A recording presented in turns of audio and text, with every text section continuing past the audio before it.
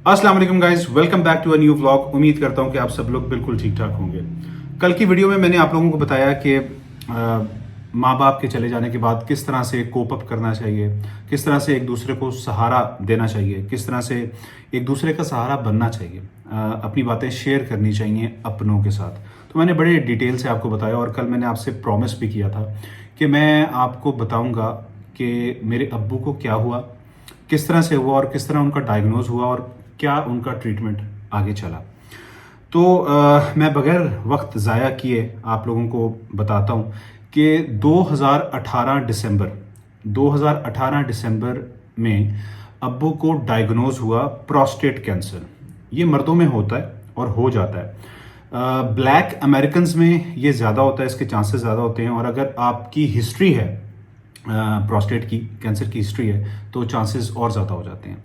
White Americans में थोड़ा सा कम होता है और ओवरऑल अगर देखा जाए तो एशियंस में ये सबसे कम होता है और यूरोपियंस और जो वेस्टर्न्स हैं उनके अंदर ये ज़्यादा होता है प्रोस्टेट कैंसर।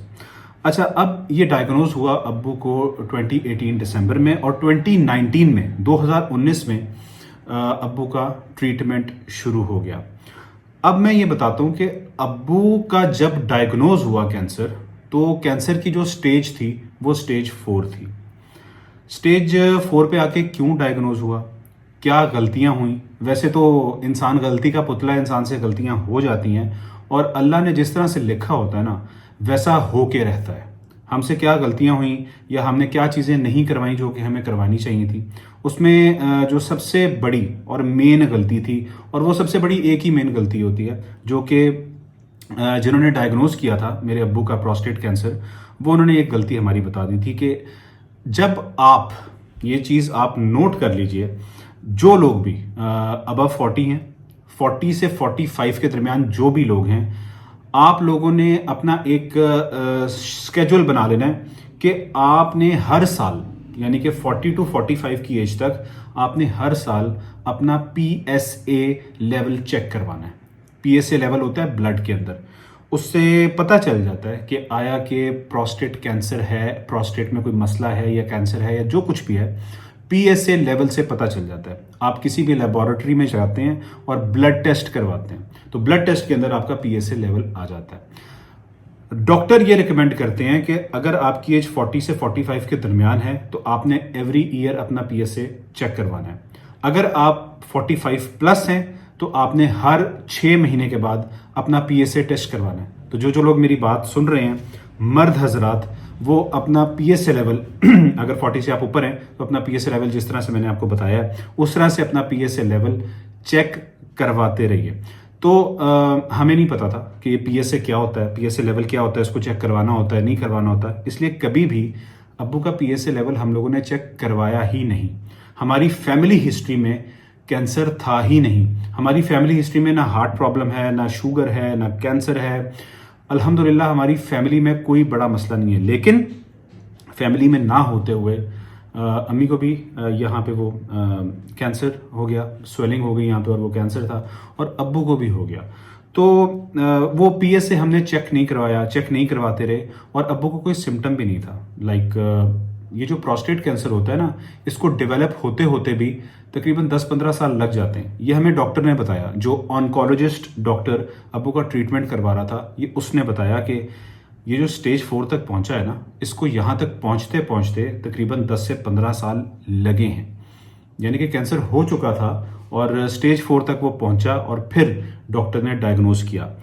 जिस जनरल फिजिशियन को हम दिखाते रहे, जिस डॉक्टर को हम पहले दिखाते रहे, अगर कोई मसला था भी तो किसी भी डॉक्टर का ध्यान इस तरफ नहीं गया और किसी भी डॉक्टर ने सजेस्ट नहीं किया कि आप PSA अपना टेस्ट करवा लीजिए। हालांकि जो ऑन्कोलॉजिस्ट जिसने डायग्नोज किया उसको चाहिए था, मतलब उसको चाहिए नहीं था, उसने हमें कहा कि हैरत है मुझे, मैं हैरान हूं इस बात पे कि आपके फादर का PSA चेक क्यों नहीं करवाया किसी भी डॉक्टर ने।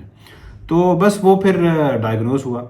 डायग्नोज होने के बाद फिर डॉक्टर ने अब्बू का वेट वगैरह चेक किया, सारे ब्लड टेस्ट वगैरह करवाए और बहुत अच्छे डॉक्टर हैं, वो ऑन्कोलॉजिस्ट हैं, उन्होंने तमाम टेस्ट करवाए।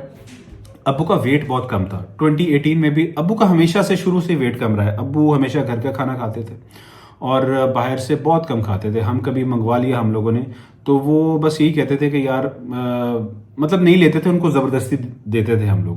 آئس کریم کھا لیتے تھے, وہ میٹھا کھانے کا ان کو شوق تھا. باہر سے کوئی میٹھی چیز آتی تھی تو وہ کھاتے تھے. امی ضرور میٹھا بنا کے دیتی تھی, کھانے کے بعد انہوں نے کچھ نہ کچھ میٹھا ضرور کھانا ہوتا تھا. اگر کچھ میٹھا نہیں بھی پڑا ہوتا تھا نا تو وہ چاول لیتے تھے, اس میں دودھ ڈالتے تھے, اس میں چینی ڈال کے کھا لیتے تھے, یا دہی پڑا ہوتا تھا اس میں چینی ڈال کے کھا لیتے تھے. کچھ بھی مطلب میٹھا کھانے کے بعد وہ ضرور کھاتے تھے. اچھا, تو گھر کا کھانا کھاتے تھے تو اتنا وہ ان کی کوئی بد پرہیزی نہیں تھی. تو سارے بلڈ ٹیسٹ وغیرہ چیک کیے تو ابو نے اپنے ویٹ کو مینٹین کیا ہوا تھا. ابو کا ویٹ بہت ہیلدی ویٹ تھا, مطلب موٹے نہیں تھے ابو, اور واک بھی کرتے تھے, 5 وقت کی نماز پڑھتے تھے, اور صبح اٹھ جاتے تھے, فجر سے پہلے اٹھ جاتے تھے اور ڈیلی واک کرتے تھے. ایک تو ان کا 5 وقت کی واک ہوتی تھی جو کہ گھر سے مسجد, مسجد سے گھر.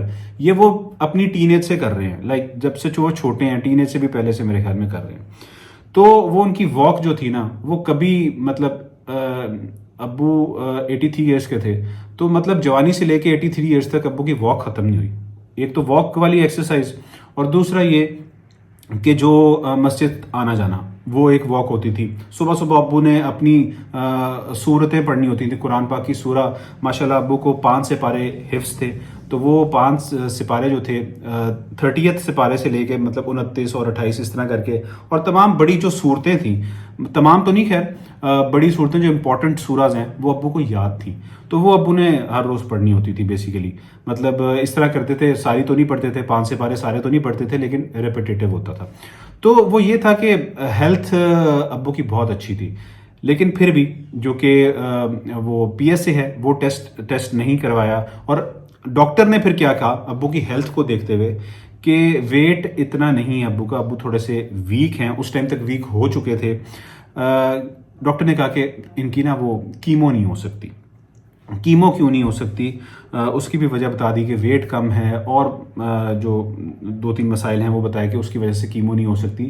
تو ہم میڈیسن سے اس کو کنٹرول کریں گے اور انشاءاللہ ہو جائے گا. کیونکہ میں آپ کو ایک چیز بتاتا ہوں کہ جو پروسٹیٹ کینسر ہوتا ہے اس کو میڈیسنس کے ساتھ پرولونگ کیا جا سکتا ہے. ڈاکٹر نے کہا کہ اس کا کیور کوئی نہیں ہے, یہ ختم نہیں ہو سکتا, اس کو ہم پرولونگ کر سکتے ہیں. کسی کا 10 سال پرولونگ ہو جاتا ہے, کسی کا 15 سال پرولونگ ہو جاتا ہے. اب بات وہی تھی کہ سٹیج 1 پہ پکڑا جاتا تو یہ بالکل ایلیمنیٹ ہو جاتا, لیکن اللہ تعالیٰ نے جو لکھا ہوا تھا, جو ہونا تھا وہ ہو کے رہا. اب سٹیج 4 پہ وہ پکڑا گیا تو ابو کی میڈیسنس سٹارٹ ہو گئی پروسٹیٹ کینسر کی. اب آپ کو پتہ ہے کہ جب میڈیسن سٹارٹ ہوتی ہے نا تو میڈیسن کے سائیڈ ایفیکٹس بھی ہوتے ہیں. تو یہ ہوا کہ ابو کی جو ہیلتھ تھی وہ اس میڈیسن سے بہتر ہو گئی. مطلب کوالٹی آف لائف جو تھی نا ابو کی, وہ 2018 19 20 یہ جو 2 سال تھے نا ابو کی, جو کوالٹی آف لائف جو کہ نیچے گئی ہوئی تھی کینسر کی وجہ سے, وہ کافی زیادہ بہتر ہو گئی تھی ان دوائیوں کی وجہ سے. ایون کہ 2021 میں, یعنی کہ جب امی حیات تھیں, امی تھیں ہمارے بیچ میں, تو اس وقت بھی ابو کی کوالٹی آف لائف جو تھی نا وہ ٹھیک تھی, بہت اچھی تھی, اور میڈیسنس جو تھیں وہ کام کر رہی تھیں. یہ میں آپ کو بتا رہا ہوں کہ یہ ہارمونل تھیراپی تھی. یہ جو دوائیوں والی میڈیسنس والی جو تھیراپی ہو رہی تھی ابو کی, یہ ہارمونل تھیراپی ہو رہی تھی. اس کے علاوہ کوئی اور تھیراپی اس وقت کارآمد نہیں تھی. ڈاکٹر نے کہا تھا ابھی یہی تھیراپی ہوگی, ہارمونل تھیراپی ہوگی, اور اس کے تھرو ہی ہم کنٹرول کریں گے. 2021 تک ہارمونل تھیراپی ہوتی رہی, اور ابو ماشاءاللہ ٹھیک رہے, بھوک بھی ٹھیک لگتی رہی اور سب کچھ. کینسر جو تھا وہ ٹریول کر چکا ہوا تھا پروسٹیٹ سے ہڈیوں کے اندر چلا گیا تھا, اور پھر 2022 میں آ کے میڈیسنز نے کام کرنا چھوڑ دیا. تو پھر یہاں پہ لاہور میں ایک ہاسپٹل ہے جس کو انمول ہاسپٹل کہتے ہیں, اور جو ہمارے آنکولوجسٹ تھے انہوں نے بھی یہی کہا کہ ابھی جو ہارمونل تھیراپی ہے وہ کام نہیں کر رہی, اب آپ کو آئسوٹوپک تھیراپی کے اوپر شفٹ کرنا پڑے گا. اس کو PSMA تھیراپی بھی کہتے ہیں, آئسوٹوپک تھیراپی, PSMA تھیراپی. اور وہ بیسیکلی ایک انجیکشن ٹائپ ایک ہوتا ہے جو کہ پاکستان سے نہیں ملتا, جرمنی سے ملتا ہے, اور کافی کاسٹلی وہ انجیکشن ہوتا ہے, لائک 3700 یوروز کا وہ ایک انجیکشن ہوتا ہے. تو وہ ڈاکٹر نے پرسکرائب کیا اور انمول میں ایک پینل بیٹھا اور اس نے کہا کہ ہم اب یہ ٹیسٹ کر کے دیکھیں گے کہ یہ تھیراپی کام کرتی ہے یا نہیں کرتی. اس میں پھر یہ ہوا کہ ابو کو ایک انجیکشن لگا, پھر دوسرا لگا, اور تیسرا انجیکشن لگنے سے پہلے ابو کا P S A level check کروایا گیا. تو پی ایس اے لیول مسلسل بڑھ رہا تھا, کم ہونے کی بجائے بڑھ رہا تھا. اس کا مطلب یہ ہوا کہ وہ جو پی ایس ایم اے تھیراپی, وہ جو آئسوٹوپک تھیراپی تھی, وہ کام نہیں کر رہی تھی. اچھا, اس سے پہلے جو ہارمونل تھیراپی تھی اس نے بھی کام کرنا چھوڑ دیا تھا, یعنی کہ میڈیسنس نے بھی کام کرنا چھوڑ دیا تھا, اور آئسوٹوپک تھیراپی نے بھی کام کرنا چھوڑ دیا تھا, یعنی کہ جو مطلب کافی ایکسپینسو وہ تھیراپی تھی وہ کام کرنا چھوڑ دیا تھا. تو مئی میں اس سال کے مئی میں, جنوری, فیبرری, مارچ, اپریل, مئی, 5ویں مہینے میں ڈاکٹر نے کہا کہ اب جو ہے نا یہ نہیں رک رہا, اور کسی بھی طرح نہیں رک رہا ہے, تو اللہ سے دعا کیجیے آپ لوگ. تو یہ ہمیں مئی میں پتہ چل گیا تھا کہ مطلب مئی میں ایک طرح سے جو آنکولوجسٹ تھا نا اس نے جواب دے دیا تھا کہ اب یہ جو ہے نا مزید اس کو ہم نہیں روک سکتے ہیں. تو آپ خود ہی سوچ لیں کہ ہم لوگوں کے اوپر یہ کیا گزر رہی ہے. اور لیکن پھر بھی اللہ کا لاکھ لاکھ شکر ہے, جو کرنا ہوتا ہے وہ اللہ تعالیٰ نے کرنا ہوتا ہے, اللہ سے ہی ہوتا ہے اور اللہ ہی کرتا ہے. میں آپ کو بتاؤں کہ بہت بھاری گزرے, بہت سال بہت بھاری گزرے, اور 2018, 19, 20, 21 اور یہ 22 بہت مشکل سال گزرے ہیں. اللہ تعالیٰ سب کو اپنے حفظ و امان میں رکھے. تو برکیف وہ جو تھیراپی تھی اس نے کام نہیں کیا, اور اس نے کام کیوں نہیں کیا, پھر ایک پینل بیٹھا اور پینل نے ڈیسائیڈ کیا کہ اب تیسرا انجیکشن نہیں لگے گا. میرے خیال میں تیسرا لگ گیا, چوتھے کا کہہ رہے تھے کہ نہیں لگے گا, اور انہوں نے کہا کہ اب مزید یہ نہیں لگے گا کیونکہ یہ تھیراپی جو ہے یہ کام نہیں کر رہی ہے. تو پھر سے میڈیسنس کے اوپر لے آئے, اور جو مین میڈیسن تھی ابو کی, جو ہارمونل تھیراپی ہو رہی تھی, جو کہ مین میڈیسن بیڈنزا تھی, وہ ڈاکٹر نے بند کر دی, اور صرف ابو ملٹی وائٹامنس کے اوپر تھے. اور بھوک لگنے کی دوائیاں تھیں جو ابو آخری کچھ مہینے اکتوبر تک لیتے رہے. اس میں بھوک لگنے کی دوائیاں تھیں, اس میں کینسر کی کوئی میڈیسن نہیں تھی, اس میں ملٹی وائٹامنس تھی, اس میں اور دوائیاں تھیں, پیناڈول کبھی بخار ہو گیا تو اس کی میڈیسنس تھیں. اور ہم اپنے ابو کو اپنے سامنے, اپنے ہاتھوں کے سامنے جاتے ہوئے دیکھ رہے تھے. کچھ لوگ مجھ سے پوچھتے ہیں کہ آپ کیوں ڈپریس ہیں, تو مجھے ان کے سوال پہ ہنسی آتی ہے. بات یہ ہے کہ جب ہنسی نہیں آتی, مجھے دکھ ہوتا ہے کہ یہ لوگ اس طرح کے سوال کیوں پوچھتے ہیں کہ آپ کیوں ڈپریس ہیں. جس کے ماں باپ چلے گئے ہیں اور گئے ہوئے ابھی ان کو کچھ عرصہ ہوا ہے, آپ ان سے یہ سوال کیوں پوچھ رہے ہو کہ آپ کیوں ڈپریس ہیں. آپ بجائے یہ پوچھنے کے کہ آپ کیوں ڈپریس ہیں, آپ کوئی اچھی بات کر لو, کوئی ان کے ساتھ کوئی اچھی بات کر لو, کوئی کچھ ان کو تسلی دے لو, کچھ مطلب تسلی والی بات کر لو یار ان کے ساتھ. یہ سوال کیا بنتا ہے کہ آپ کیوں ڈپریس ہیں. میرے خیال میں یہ سوال ہی نہیں بنتا کرنا. جس کے ماں باپ چلے گئے ہوں اور گئے ہوئے ابھی کچھ عرصہ نہ بیتا, اور اتنی مشکلات آئی ہوں جن کے اوپر 18, 22, مطلب میں نے اپنی لائف سٹوری بھی سنائی تھی اور وہ مجھ سے ڈیلیٹ ہو گئی, میں نے ڈیلیٹ کر دی, میں دوبارہ بناؤں گا. اور اپنی لائف سٹوری کے اوپر میرے پاس ویسے وہ ویڈیوز پڑی ہوئی ہیں لائف سٹوری والی, لیکن وہ پرانی ویڈیوز ہیں, بٹ میں نہیں بناؤں گا. اور آئی تھنک 2 پارٹس میں بناؤں میں, اور کل انشاءاللہ میری لائف سٹوری پہ پہلی ویڈیو آئے گی اور پرسوں دوسری آئے گی, تو وہ میں بناؤں گا انشاءاللہ تعالیٰ, اور آپ کو بتاؤں گا کہ میری لائف میں کیا گزرا. اچھا آگے چلتے ہیں. اس کے بعد پھر وہ اس نے کام نہیں کیا, آئسوٹوپک تھیراپی نے کام نہیں کیا, ہارمونل تھیراپی کام نہیں کر رہی تھی, وہ ساری پھر ختم ہو گئی دوائیاں, اور بس ملٹی وائٹامن ابو لے رہے تھے.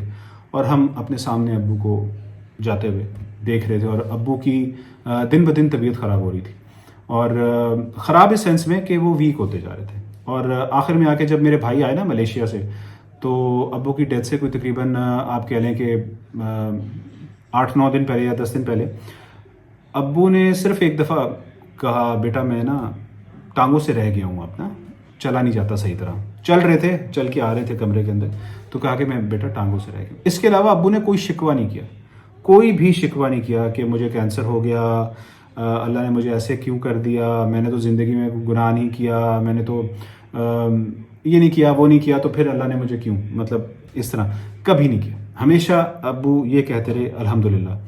اور یقین کریں کہ یہ جو ابو کی کینسر کے ساتھ جو فائٹ تھی نا, ابو شیروں کی طرح لڑے ہیں کینسر کے ساتھ. مطلب میں اپنے آپ کو اگر گن لوں, ہم سب بھائی ایک دوسرے کو یہ کہتے ہیں کہ ہم اپنے ابو کے 1% کے برابر بھی نہیں ہیں. ہم سارے بھائی جو ہیں نا, ہم یہ کہتے ہیں کہ ہم اپنے ابو کے 1% کے برابر بھی نہیں ہیں, 1% کے برابر بھی نہیں ہیں.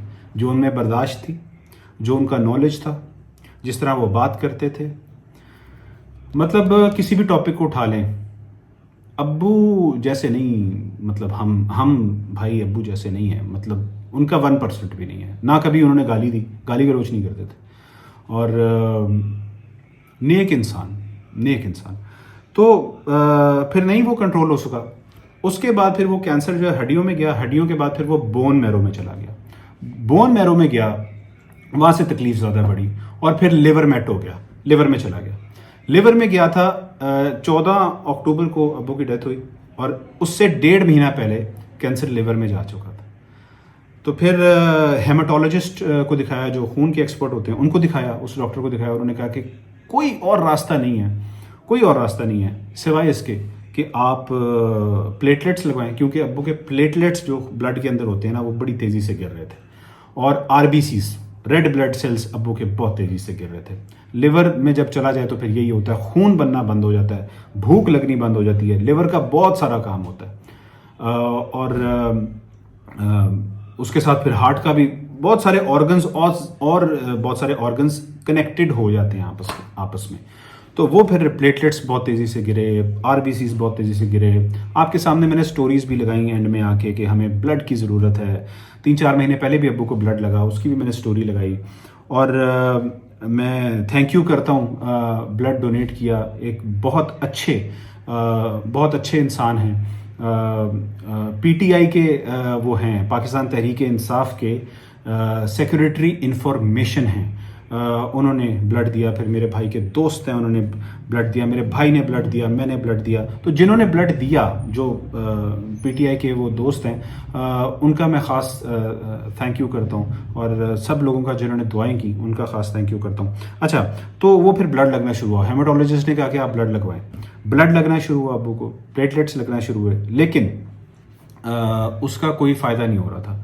ابو کے جو پلیٹلیٹس, اصل میں ہمارا جو جسم ہوتا ہے نا, اس کا یہ اللہ کا سارا نظام ہے, ٹھیک ہے. اب پلیٹلیٹس جو ہیں وہ 7-8 گھنٹے میں ٹوٹتے بھی ہیں اور بنتے بھی رہتے ہیں. یہ ہمارے جسم کے اندر ٹوٹ پھوٹ بھی ہو رہی ہوتی ہے اور بن بھی رہے ہوتے ہیں. اگر ٹوٹ پھوٹ شروع ہو جائے اور بنے نا, تو میرے خیال میں کچھ گھنٹوں میں انسان کی ڈیتھ ہو جائے گی, ٹھیک ہے. یہ اللہ کا نظام ہے. تو وہ پلیٹلیٹس جو ابو کے تھے نا, وہ لگوانے کے باوجود نیچے جو ہے نا وہ گر رہے تھے, اور جو RBC ہیں وہ بھی گر رہے تھے نیچے. تو پھر ڈاکٹر نے کہا کہ کوئی اور چارہ نہیں ہے, آپ کو یہ کرنا پڑے گا. تو پھر الٹیمیٹلی ہم نے پھر ایسے ہی کیا کہ ہم نے پلیٹلیٹس ارینج کیے, بلڈ ارینج کیا, وہ لگواتے رہے, لیکن وہ الٹیمیٹلی اس کا کوئی فائدہ نہیں ہوا. اینڈ میں پھر یہ ہوا کہ جب آپ کا جو ہے نا وہ بلڈ سپلائی کم ہوتی ہے نا, پلیٹلیٹس کم ہوتے ہیں, RBCs کم ہوتے ہیں, تو ہارٹ پہ زور پڑتا ہے. ہارٹ ایک مشین ہے, مشین کو کوئی چیز سپلائی نہیں ہوگی, ایسے بلڈ سپلائی نہیں ہوگا, تو وہ اور کوشش کرے گا میں کسی طرح وائٹل آرگنز کو بچا لوں, ان کو بلڈ سپلائی کروں. تو پھر ابو کو مائنر سا ہارٹ کا ایشو بھی ہوا, مائنر سا ہارٹ اٹیک ہوا اس کی وجہ سے. حالانکہ ہارٹ کا مسئلہ نہیں تھا ابو کو, تو وہ مائنر سے ایشو ہوا ہارٹ کا. پھر وہ نہیں سنبھالا جا رہا تھا, ایمبولینس میں لے کے گئے, آپ کو میں نے اسٹوری میں بھی اپنی دکھایا. تو میں آپ لوگوں کو اپڈیٹ کرتا رہا وقتاً فوقتاً. تو اس کے بعد پھر اگلے دن ایک سیکنڈ ہارٹ کا ہوا ایشو. پھر الٹیمیٹلی یہ ہوا کہ ڈاکٹرس نے ہم سے پوچھ لیا, انہوں نے کہا کہ آپ کیا کرنا چاہتے ہیں آپ لوگ, کیونکہ اس چیز کا کوئی کیور نہیں ہے, یہ اب اینڈ ہو چکا ہے نا, آپ کیا کرنا چاہتے ہیں, آپ ہمیں بتائیے کہ اگر ان کی ہارٹ بیٹ رکتی ہے تو کیا آپ چاہتے ہیں کہ ہم آپ کے فادر کو دوبارہ سے کوشش کریں ریوائیو کرنے کی, اور پھر ان کو وینٹیلیٹر پہ ڈال دیں. یہ وہ ہم سے پوچھ رہے تھے. اور آپ سوچیں کہ ہمارے والد کے متعلق وہ پوچھ رہے تھے کہ اگر ہارٹ بیٹ کسی وقت بند ہوتی ہے تو کیا ان کو ریوائیو کرنے کے لیے ہم وہ کریں اور پھر اس کے بعد وینٹیلیٹر پہ ڈال دیں. تو جو کارڈیالوجسٹ تھے نا انہوں نے ہمیں سائٹ پہ بلایا اور انہوں نے کہا کہ دیکھیں اس کا کوئی کیور نہیں ہے. ہیماٹولوجسٹ بھی تھیں, آنکولوجسٹ بھی تھے, انہوں نے کہا اس کا کیور نہیں ہے, ہماری طرف سے آپ رہیں ICU میں, آپ نے رہنا ہے, لیکن اس کا کوئی کیور نہیں ہے. پھر ہم نے بھی آپس میں ڈیسائیڈ کیا کہ تکلیف دینے والی بات ہے, تکلیف دینے والی بات ہے. تو ابو کو جب انہوں نے اسٹیبل کر لیا, ICU میں گئے ابو, انہوں نے اسٹیبل کر لیا. ابو آپ نے اپنے آخری دنوں میں بالکل ڈراؤزینس ہو گئی تھی ابو کو. اس میں ہوتا ہے, ڈراؤزینس ہوتی ہے جب آپ کے بلڈ کی کمی ہوتی ہے تو اس میں ڈراؤزینس ہو جاتی ہے, انکانشیس ہو جاتا ہے بندہ. اور پھر ابو کو ہم جب ان کی ہارٹ بیٹ ٹھیک ہو گئی, انہوں نے اس کو مینیج کر لیا, پھر ابو کو ہم گھر لے آئے. 13 کو میرے خیال میں, ہاں ابو کو ہم گھر لے آئے تھے. اور 13 کو ہی ابو نے دعائیں دی تھی کل, جیسے میں نے آپ کو بتایا تھا کل کے ولاگ میں. اور پھر واپس جب لائے اور اگلے دن پھر بیٹھ کے ابو کے پاس بیٹھ کے ہم پڑھتے رہے, سورہ یاسین پڑھتے رہے. اور بس ابو نے, آپ کہہ لیں کہ ہم چاروں بھائیوں کے ہاتھوں میں, میرا بڑا بیٹا بھی وہیں بیٹھا ہوا تھا عبدالرافع, میرا بھتیجا بھی وہیں تھا تیمور, دونوں چھوٹے ہیں. تو ہمارے ابو نے ہمارے ہاتھوں میں جان دی. اور بس یہ میں نے آپ لوگوں کے ساتھ شیئر کرنا تھا, یہ ایکسپیرینس تھا. اور پریونشنس رہ گئیں. پریونشنس یہ ہیں کہ ہیلدی کھائیں اور جوسز پئیں اور جو ہے وہ ہیلدی کھانا کھائیں. بس ہیلدی کھانا کھائیں, اپنے ویٹ کو مینٹین رکھیں, اپنے ویٹ کو جتنا مینٹین رکھ سکتے ہیں اتنا اس کو مینٹین رکھیں. اوبیسٹی آپ نے نہیں ہونے دینی, یعنی کہ موٹاپا آپ لوگوں نے اپنے آپ کو نہیں ہونے دینا. اپنے آپ کو مطلب ایکسرسائز نہیں کر سکتے تو آپ واک کریں. ڈائٹ کو امپروو رکھیں, فیٹ انٹیک کو ریڈیوس کریں مرد حضرات کے لیے خاص طور پہ. اس کے بعد ویجیٹیبلز اور فروٹس آپ زیادہ کھائیں, اور سوئے ہوتا ہے وہ لیں آپ, گرین ٹی لیں آپ.